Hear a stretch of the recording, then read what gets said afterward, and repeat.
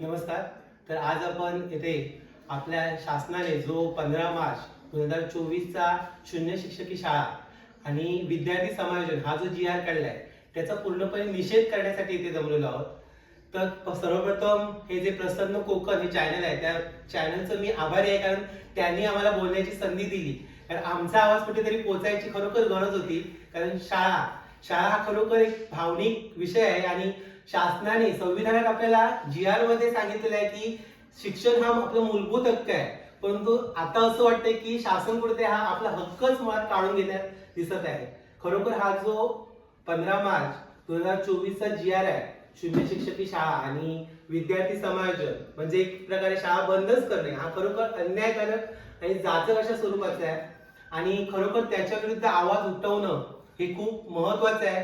कारण येथील आपण जर आपल्या तालुक्याचाच विचार केला तर येथील 5 शाळा शून्य शिक्षकी झालेल्या आहेत आणि बऱ्याचशा शाळा एक शिक्षकी देखील अशा राहिलेल्या आहेत. मुळात शिक्षकच नसले तर मुलांनी शिकायचं कसं? कारण पूर्वी असं नव्हतं की जिथे गाव असेल तिथे शाळा असली पाहिजे, जेणेकरून मुलांचा विकास, मुलांना शिक्षण मिळालं पाहिजे, आपल्या गावातच शिक्षण मिळालं पाहिजे, हे कुठेतरी शासनाची भूमिका होती. परंतु आता असं दिसत नाही. असं वाटतंय की मुलांचं शिक्षण गाव विकसित होण्यापासून वंचित केल्या जावा असं कुठेतरी दिसतंय. एकीकडे शासन सांगतोय की माझे विद्यार्थी संघ स्थापन करा, ग्रामसभामध्ये विषय ठेवायला सांगतोय की माझे विद्यार्थी संघ स्थापन करा, वेगवेगळ्या स्पर्धा आयोजित करतोय, त्यामध्ये शाळांना गुण दिले जातात, त्याची शाळा असेल तर त्याला मार्क्स असतील. परंतु कुठेतरी हे कमी दिसतंय की एकीकडे द्यायचं आणि असे GR काढून कुठेतरी दुसरीकडे काढून घ्यायचं. म्हणजे शासनाची डबल खेळी चालली आहे की काय हेच कळत नाहीये. एक प्रकारे विद्यार्थी समायोजन हा जर विषय आपण मांडला तर विद्यार्थी समायोजन केले तर नक्की काय होईल? जी पूर्वीची अवस्था होती तीच कुठेतरी आता येताना दिसणार आहे. कारण विद्यार्थी समायोजन म्हटलं तर वाहतुकीचा प्रश्न एक पहिला येणार, त्यानंतर त्यांच्या सुरक्षितेचा प्रश्न पण असणार. विद्यार्थी सकाळी जाईल, आता आपण म्हणायला गेलं तर 14-15 किलोमीटरवरती शाळा आहे, तिथे जर जायला लागलं तर सकाळी गेला तर संध्याकाळी येणार, मग त्यात तो अभ्यास कधी करणार? त्याचं पूर्ण डिप्रेशन मध्ये असणार. हा विचार कुठेतरी शासनानं करणं खरोखर आवश्यक आहे. आणि मला असं वाटत नाही की कित्येक पालक आपल्या मुलींना शिकवतील, पुढे मुलींचं शिक्षण पुरेपूर बंदच होईल. इथे कुठेतरी म्हणतात की मुलगी शिकली प्रगती झाली, पण हे कुठेतरी कमी होताना दिसेल. हा जे GR आहे तो खरोखर तो शासनाने पुन्हा विचार करावा, हा आवश्यक आहे.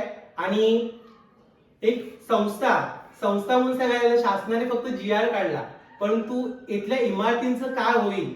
इमारती आहेत त्या इथल्या लोकांनी, सर्वसामान्य नागरिकांनी, असं नाही की कोणी मोठ्या व्यक्तींनी काढल्या आहेत, तर इथले गावातीलच सर्वसामान्य नागरिक होते, त्यांनी पोटाला चिमटा काढून आपल्याला एक वेळचं अन्न कमी करून इथे पै जमा करून या संस्था उभ्या केल्या. खरोखर एक दुःखद असं वाटतं की शासनाने याचा विचार केलेला दिसत नाहीये आणि तो शासनाने पुढे करावा आणि हा GR रद्द करावा. खरोखर म्हणजे पालकमंत्र्यांना विनंती आहे की पालकमंत्री आपले आमच्या गावाचा सपोर्ट त्यांना नेहमीच असतो आणि आमचे पालकमंत्री आम्ही आदर्श मानतो, त्यांनी कुठेतरी आमचा आवाज पुढे पोहोचवावा. आणि खरोखर त्यांना आमची कळकळीची विनंती आहे की त्यांनी कुठेतरी आमच्या भावना समजून घ्याव्या. आमच्या गावात ते खूप वेळ आले, त्यांनी बघितले पाहिजे आमच्या गावाची परिस्थिती असेल आणि आमच्या गावासाठी खूप मेहनती घेतल्या आहेत.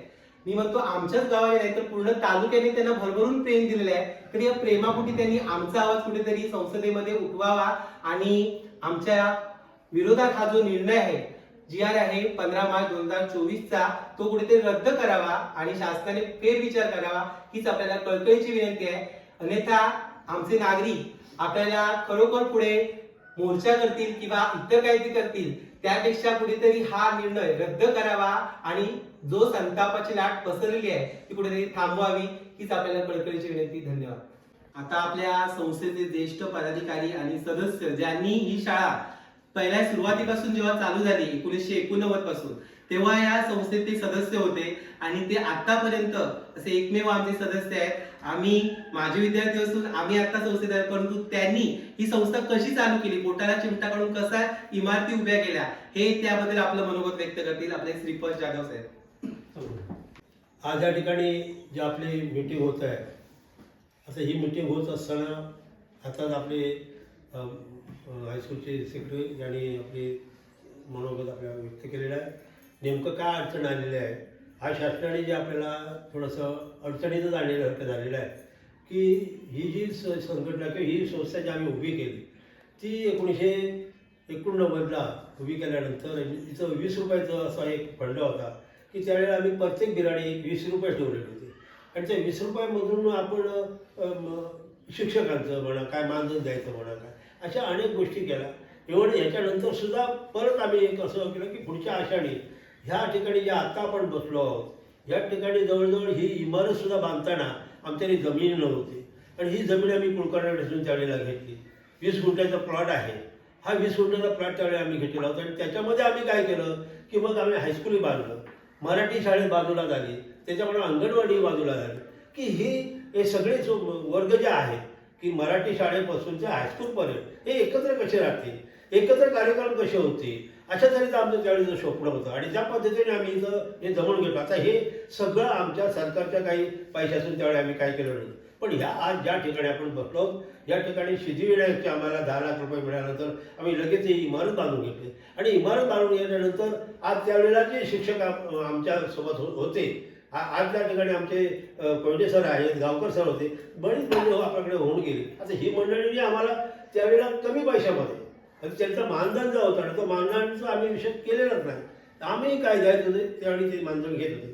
तर ह्या अशा वेळेला काम करणारे आमचे आता इथं आमचे हे कोण कारकून आहे तर ती आज ती जी मंडळी आहे त्या ठिकाणी किंवा आता शिक्षक सुद्धा आता आपल्याला लाभलेले आहेत ते आत्ता मला वाटतं एकच शिक्षक आहे. पण ही शाळा उभी करताना जे आम्हाला कष्ट लागले आणि दुसरी गोष्ट एक महत्त्वाची अशी आहे की हे बिन शून्यावर उभी केलेली शाळा आहे. आमच्याही पैसा नाही, मुंबईचाही पैसा नाही. आम्ही गाव पातळीवर लोकांच्या श्रमदानातून 20 रुपये आम्ही प्रत्येक महिन्याला वर्गणी काढून त्यावेळेला आमचं दीपक मयकर वगैरे सेक्रेटरी वगैरे चांगली मंडळी आमच्याकडे नव्हती. डॉक्टर भांगकरांनी बरंचसं काम केलं तर डॉक्टरांची शाळा नव्हती, डॉक्टरांचा गावही नव्हता. पण ह्या गावामध्ये ज्या डॉक्टर भांगकरांनी शाळा जी उभी केली ती शाळा उभी केली अशी केली त्याच्यामधून माझी स्वतःची तुम्हाला सांगायचं मोठ्यावर सांगतो की माझं स्वतःचे पुतण्या एक इंजिनियर आहे, डॉक्टर आहे, माझी धोडी एक नर्स आहे नायर हॉस्पिटलमध्ये.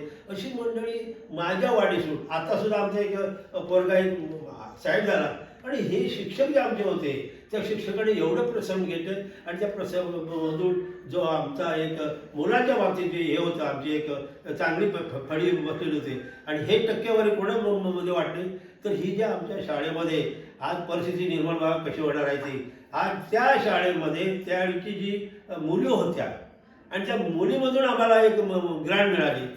कारण त्यावेळेला मला सांगायचं हेतू असा आहे की त्यावेळी गोपटांची शाळा होती, हायस्कूल होतं, पण त्या शाळेमध्ये पहिली ग्रँट न मिळता ती टेंबोलीच्या ग्रँटला मिळाली. का मिळाली तर त्यावेळी टक्केवारी होती ती टक्केवारी त्यावेळीच्या मुलींनी आमच्या शाळेच्या मुलींनी त्यावेळी वाढवलेली होती आणि त्याच्यामुळे आम्हाला झालं की भरगचं असं आम्हाला ते अनुदान मिळालं. त्याच्यानंतर तो काळ जो होता तो आमचा पाठी गेला. त्यानंतर ही हायस्कूलच्या या 10 लाखाचं जे आम्हाला अमाऊंट मिळाली सिद्धिविनायक त्यांनी सुद्धा मला असंच विचारलं होतं, मला स्वतः असं त्या जुन्या इमारतीमध्ये विचारलं होतं की काय झालं, काय तुम्हाला एवढं काय पडलं, अडचण काय पडली. अडचण का पडली नाही, आज शिक्षक या आधी मुलं जे आहे आज मुली ज्या आहेत त्या मुल्या 7वीच्या पुढे जायलाच मागत नाही, जाणार तरी कुठं. आता इथं जर प्रसन्न झालं तर तसंच आहे की 7वीमध्ये आज जी मुलं आहेत आपल्या आणि ह्या गावामध्ये कालवी, टेंबवली, वाणीवडा, तळवडं आणि अशा तांबड्यापर्यंतची मंडळी ह्या ठिकाणी ह्या शाळेमध्ये आलेल्या आहे. हे का आले तर ह्या आमच्या शाळेमध्ये जी शाळा लहान असली तर इथं जे आमचे शिक्षक होते हा जो पट होता त्यांचा शिक्षकांचा तो एवढा चांगला होता की इथली मुलं ती ज्या शाळा सोडून जावं नाही असं त्याला वाटायचं आणि त्या पद्धतीच्या शाळेतही इथे हे केलं. ह्या ठिकाणी कामगार ज्यात आहेत ते सुद्धा चंदवडकर आहे, राजू आहे. पण ही मंडळी सगळी एका पोरांना कसं सांभाळायचं, मुलं कसं सांभाळायची, कुठल्या या हायस्कूलमध्ये आम्हाला कधी तक्रार झालेली नाही, तक्रार आलेली नाही आमच्याकडे संस्थेकडे आणि अशा पद्धतीची संस्था आम्ही चालवली. पण ही कमी पैशामध्ये आणि कमी पैशामध्ये चालत असताना आज आता आमची मालमत्ता स्वतःच्या मालकीची झाली आणि आता आमच्या हातूनच ती जाते की काय अशी परिस्थिती निर्माण झालेली आहे. कारण आज ही जी इमारत आज बांधलेली ही त्याच्या वेळेला 10 लाखाची इमारत आज ह्याची किंमत आहे ह्या जमिनीला 20 गुंठ्याचा प्लॉट हा जो घेतला त्यावेळेला, त्या 20 गुंठ्याच्या प्लॉटला कुंकर्णाला सुद्धा आपण त्यावेळी काही अमाऊंट दिले आहे. तर हे आम्ही स्वतःचं घेतलेलं आहे. ही मालमत्ता माझ्या गावाची स्वतःची आहे, ही कोणाची कुठल्या एका व्यक्तीची नाही आहे. आणि म्हणून आम्हाला एवढं असं वाटतं की हे आमचं जे हे आहे, ही निधी आमचं इमारत आहे, हे आमचं हायस्कूल आहे, हे कुठेतरी थांबलं पाहिजे. आता मुलांचा विषय आहे, हा मुलाचा जर विषय असला तर मला असं वाटतं की माझ्यासारख्या म्हाताऱ्या माणसाला असं वाटतं की बाहेरून इथून मुलं व्हायला जातं, मग बाहेरून मुलं इथं का आणत नाही. हिचं काळात अशी बातमी मिळाली की काही लोक शिक्षक किंवा मागणीसाठी येतात की बाबा मुलांना इतके मुलांची शाळा बंद होणार आहे. मग मी असं म्हणून की आम्हाला असं वाटतं की आम्हाला ह्याच्यामध्ये आमचं हायस्कूल चाललं पाहिजे, त्याच्यासाठी आम्हाला मुलं मिळाले पाहिजे आणि आम्ही मागणी मुलांची करतो. असं एक माझं एक वयस्कर माणसाचं एक माझं म्हणणं आहे.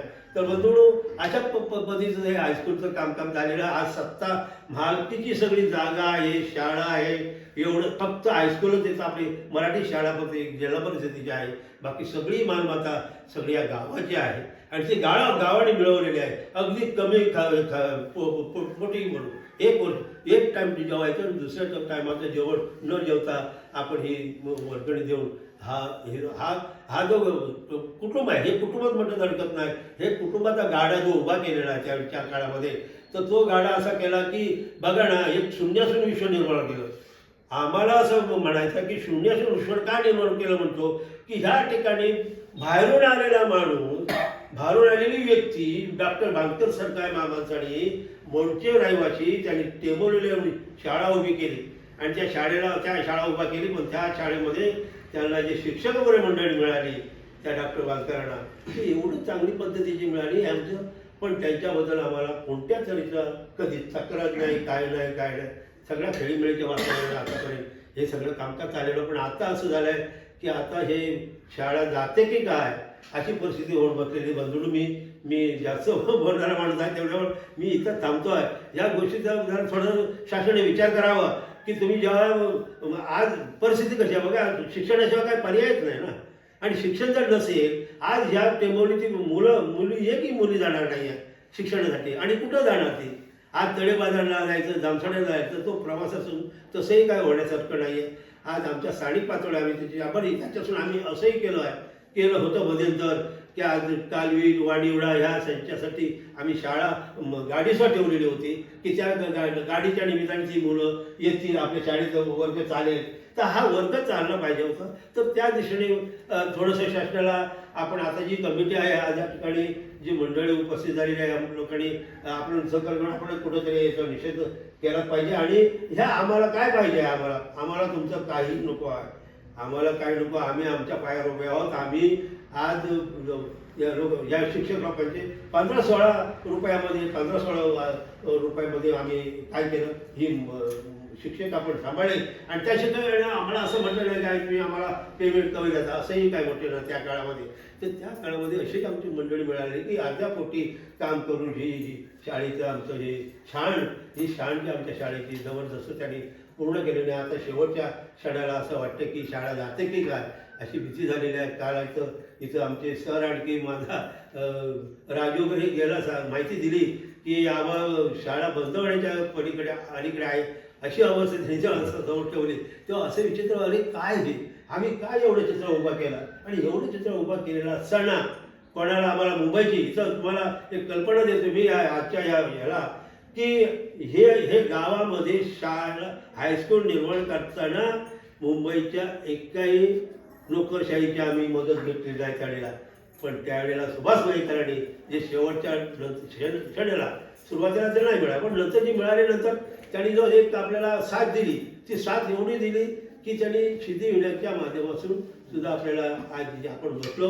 ही इमारत आपण त्या वेळेला 10 लाख रुपये आपल्याला मंजूर करून दिली आणि त्या ठिकाणी आम्ही इमारत आता कायमची इमारत झाली.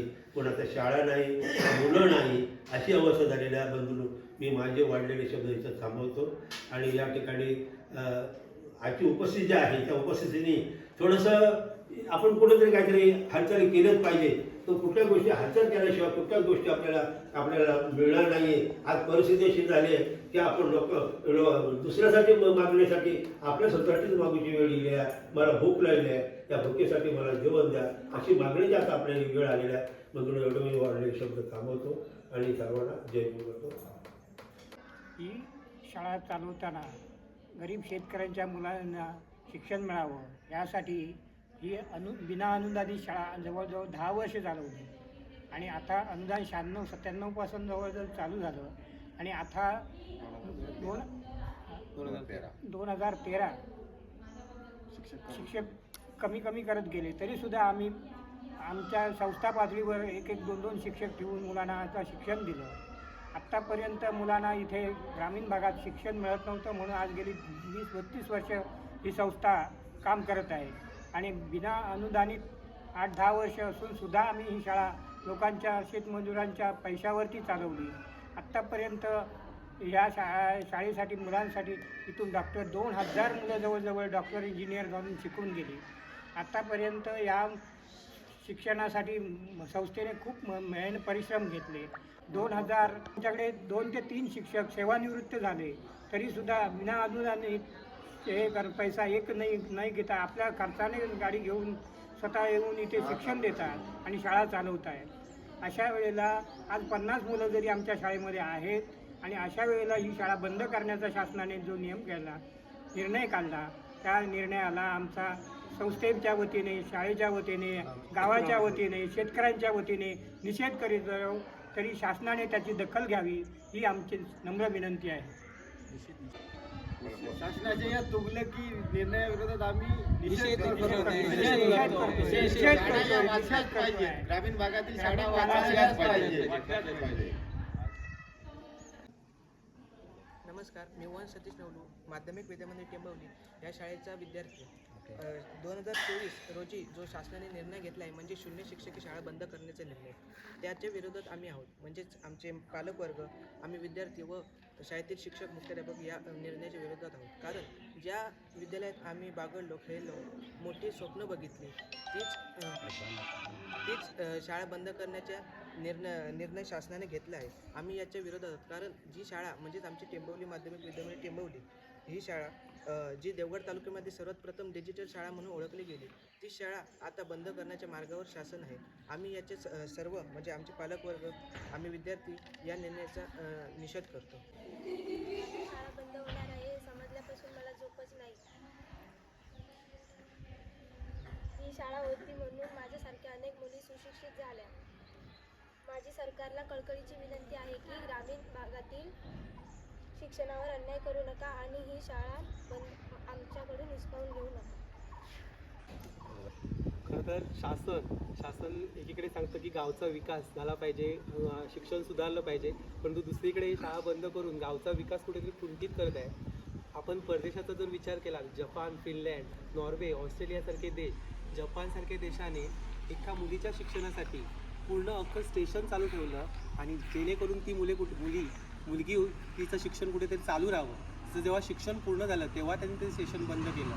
फिनलँडने आपल्या मुलांच्या शिक्षणासाठी तिथे 1-2 विद्यार्थी आहेत म्हणून शाळा बंद केल्या नाही, तर ते शिक्षण सेवक नेमून त्यांनी मुलांचं शिक्षण चालू ठेवलं.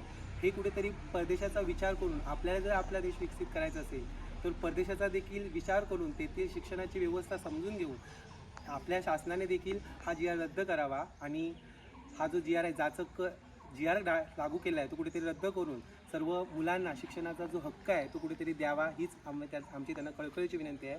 आणि या GR विरोधात आम्ही पूर्णपणे आमचा निषेध व्यक्त करतो आहे. धन्यवाद.